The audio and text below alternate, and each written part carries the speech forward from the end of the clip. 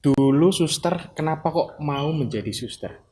Gitu. Apakah ada yang kayak kurang ajar atau gue udah naksir-naksir sama suster kayak yang cowok-cowok itu gimana sih? Eh,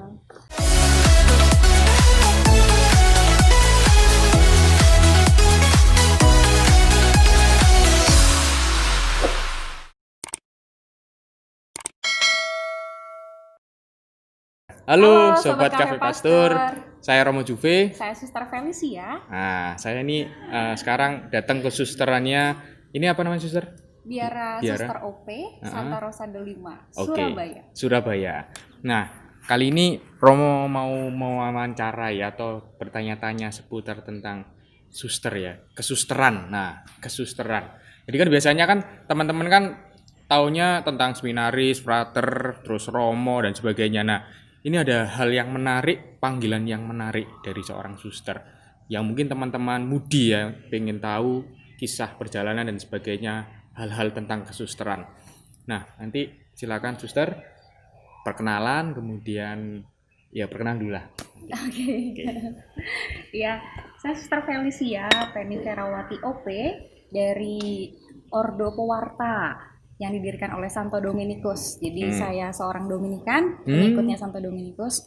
Di OP itu nggak cuma suster, ada romonya juga, ada awamnya juga, Dominikan awam. Dan Oke. saya mengambil bagian menjadi seorang Dominikan sister, suster Dominikan, suster OP. Oke, suster asalnya? Saya dari Paroki Kristus Raja Cigugur, Kuningan, Jawa Barat. Oh, Ya, dari Jawa Barat. Oke, siap. Terus, dulu suster, kenapa kok mau menjadi suster? iya. um, Panggilan menjadi suster yang saya alami waktu Hmm. kecil sebenarnya berawal dari pengalaman dekat sama kegiatan menggereja. Oke. Karena rumah dekat sama gereja, Hmm. jadi yang namanya dari kecil udah ikut sekolah minggu, udah ikut Legio Maria, Miss Dinar, Hmm. lalu lektor, paduan Hmm. suara di gereja, ada kedekatan dengan hidup menggereja yang menumbuhkan kerinduan akan kedekatan sama Tuhan. Oke. Berawal dari itu semua. Tapi ketika makin besar, Hmm. makin saya merenungkan lagi tentang panggilan Tuhan ini, justru saya mensyukuri panggilan saya berawal dari keluarga, dari Oke. kerapuhan keluarga justru. Kerapuan keluarga.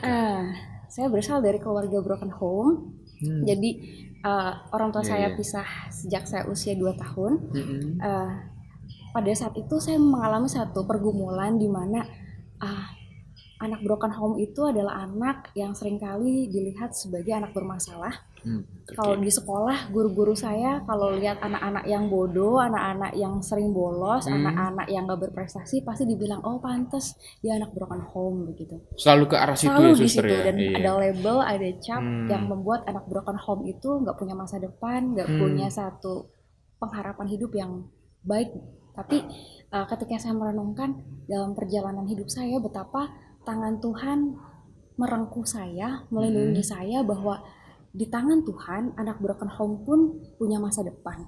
Iya, Di punya tangan harapan ya Tuhan suster punya ya. harapan, Oke. bahkan bisa dipakai jadi alat Tuhan. Oke. Dan itu yang membuat saya mensyukuri ketika Hmm. pengalaman sekolah saya baik atau pengalaman hidup menggereja, relasi dan lain sebagainya saya uh, mengalami kebaikan banyak orang, mengalami kasih Tuhan, itu yang saya syukuri sebagai tangan Tuhan yang nggak selamanya anak broken home itu nggak punya masa depan, Nggak harus punya. jadi anak bermasalah, Hmm. tapi bisa juga menjadi sarana untuk makin dekat sama Tuhan, makin dipakai jadi alat Tuhan, dan itu yang saya syukuri kerapuhan keluarga, tapi dipakai Tuhan untuk membawa saya mendekat kepadanya dan jadi sedikit jadi alat Tuhan yang Hmm. dipakai olehnya. Oke, menarik teman-teman. Luar biasa ini panggilan suster ini menarik ya. Biasanya kan eh, teman-teman hanya singkat kan, taunya singkat, kemudian ndak terlalu apa ya, apa namanya terbuka. Nah ini Suster Feli ini mau menceritakan sesuatu di lain ya, panggilan yang tumbuh panggilannya itu di lain daripada yang lain. Biasanya kan dari keluarga baik, apalah dan sebagainya, tapi ini sesuatu yang menarik. Nah, Suster, Suster sekarang ini masanya apa namanya? Tahap Oke. tahap juniorat. Jadi di masa pembinaan Oke. suster itu ada aspiran, itu Heeh. setahun biasanya, atau bisa kurang dari itu, Heeh. postulan 1 tahun, novisiat 2 tahun, Heeh. habis novisiat pengikraran kaul pertama atau kaul Heeh. sementara Heeh. itu dalam rentang waktu 6 sampai 9 tahun kalau Oke. dalam konstitusi OP. Nah, sekarang saya masuk di rentang itu Heeh. sebagai suster junior yang udah mengikrarkan kaul pertama atau kaul sementara itu. Oh, yang Gitu. kapan lalu? Pembaharuan. Iya, Oke. jadi Suster Mel ini baru saja pembaruan kaul. Nah, kebetulan saya yang memberikan misa Cie. buat suster ya. Jadi kan itu apa ya? Karena Suster Feli ini juga sekarang masa kuliah, Masih studi ya. masih studi. Nah, kebetulan studinya di Universitas Katolik Dharma Cendika, tempatnya Romo berpastoral juga, tugas pastoral di situ sebagai Romo kampus. Nah, masalahnya suster ini bukan di kelasnya Romo ya. Maksudnya Iya. kelas suster semester berapa sih? Semester 6. Semester 6. Nah, karena suster ini juga sedang studi ya kan. Ini ada hal menarik ini kan. Biasanya kalau dengan memakai jubah atau ini namanya apa suster? Kita Atributnya sebutnya habet. habit. Nah, Habit. tapi sama kayak jubah sih. Oh gitu, habit. Itu semua keseluruhan. Ini doang. Kalau ini Ininya tudung. slayer atau kerudung nggak? Kerudung atau dudung? Kerudung. Kerudung. Kerudung, oke. Jadi hal-hal ini yang memang jarang diketahui ya teman-teman, apalagi yang cowok-cowok juga. Nah, suster selama kuliah ya kan, kuliah di kelas, ya tahu sendiri kan, itu kan berbagai macam, ada teman-teman yang juga di luar Katolik yang mungkin melihat sosok suster yang berjubah kemudian ikut studi, kuliah di kelas dan sebagainya itu eh, bagaimana suka dukanya suster? Mungkin ada yang menggodain suster atau apa namanya apalah yang akhirnya itu hal yang menjadi sebuah ini motivasiku untuk terus menjadi seruan kenabian dengan memakai atribut ini, habit ini itu. Gimana sih? Kalau pengalaman di kampus sih memang menarik ketika saya merasa ketika menggunakan jubah suster ini lebih banyak orang mungkin memalingkan wajah. Maksudnya melihat memalingkan wajah kepada saya. Kepada jubah saya mungkin. Tapi yang saya lihat sih banyak respon positif dalam arti bahwa saya menemukan sebuah kehangatan, persahabatan, bahkan ketika lihat orang yang wajahnya cemberut ketika saya datang untuk menyapa, lihat mereka bisa tersenyum, bisa tertawa aja itu udah satu sukacita tersendiri ya. Bahwa bukan soal jubahnya saya rasa, atau bukan soal saya sebagai susternya begitu, tapi soal apa yang kita pancarkan dari kedalaman, entah itu sapaan, entah itu senyuman, entah itu tatapan, ataupun sebuah kata-kata yang mungkin sederhana tapi bagi mereka cukup bermakna gitu. Satu pengalaman yang menarik adalah ketika saya pernah mendampingi KMK yang di camping rohani itu. Nah itu seusai camping rohani itu saya dapat surat. Oh ya? Surat dari ya teman mahasiswa, tapi saya nggak kenal siapa. Ada goda gitu. Sebenarnya sih waktu itu kan panitianya menyiapkan satu amplop di mana kita bisa saling menuliskan sesuatu gitu kan, entah apresiasi ataupun segala macam.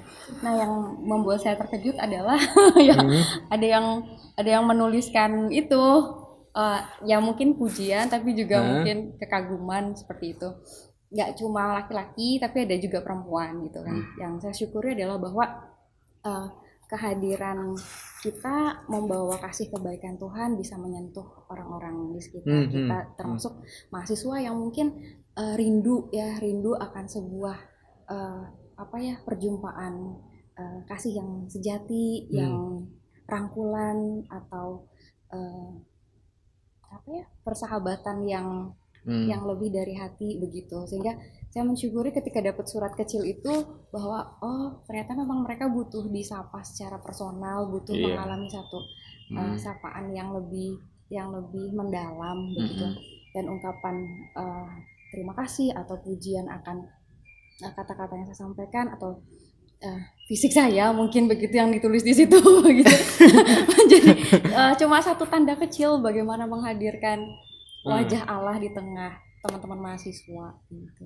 Iya, luar biasa ya teman-teman. Jadi kalau Romo sih biasanya kan kalau keseharian kan nggak kelihatan ini Romo apa enggak ya kan. Ya kalau pas mau hal-hal kegiatan rohani baru kadang pakai jubah kayak sekarang ini pakai kolar namanya. Nah, kalau suster kan harus setiap hari itu kan. Makanya suster ini bisa menjadi apa ya?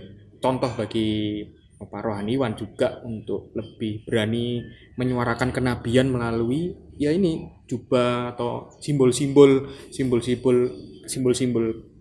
apa kenabian dari seorang rohaniwan itu. Nah, suster kan itu kan di luar kelas ya. Nah, yang di kelas ini loh, suster. Apakah ada yang iseng-iseng pernah? Apakah yang ada yang pernah ngajar sama suster? Kan kadang orang kan melihat, suster ini, jadi ada menghormati gitu loh, wibawa lebih apa gitu. Apakah ada yang kayak kurang ajar atau udah naksir sama suster kayak yang cowok-cowok itu gimana sih? Kok di kelas sih enggak ya? Enggak ya? Mereka udah tahu, mereka Iya. udah oke. Terus ya kalau cuman sekedar goda-goda sederhana sih ya sesama temen biasa ya, Oke, gitu. Tapi nggak sampai yang kurang ajar gitu macam ya, gitu. yang Iya. melebihi batas lah. Jadi teman-teman, setelah kita mendengarkan sharingnya seorang suster yang sungguh luar biasa juga, dan memang perjuangan menjadi suster itu juga sekarang apa ya, minim ya suster ya. Banyak cewek itu yang sekarang yang kamu mau nggak jadi suster? Kamu mau nggak jadi romo? Zaman sekarang ini itu sangat sulit. Nah, mungkin suster punya sebuah apa ya, semacam pesan kesan atau inspirasi panggilan buat teman-teman yang cewek yang mungkin juga mereka mau masuk tapi mungkin terhalang karena orang tua, mungkin karena nggak berani, malu. Mungkin suster punya beberapa pesan dan kesan buat teman-teman yang cewek. Jangan takut ya, jangan takut Nah, karena Tuhan tuh nemenin kita kok. Dalam arti bahwa ya kita punya banyak kekurangan, kita punya banyak ketakutan mungkin, keterbatasan atau juga keraguan-raguan. Tapi ketika kita berani mengambil satu langkah kecil, kita selalu lihat gimana Tuhan tuh menemani langkah-langkah kecil kita gitu. Jadi dia nggak bakal biarin kita sendirian, selalu aja ada orang baik yang dipakai buat nemenin atau nguatin kita. Bahkan dalam perjalanan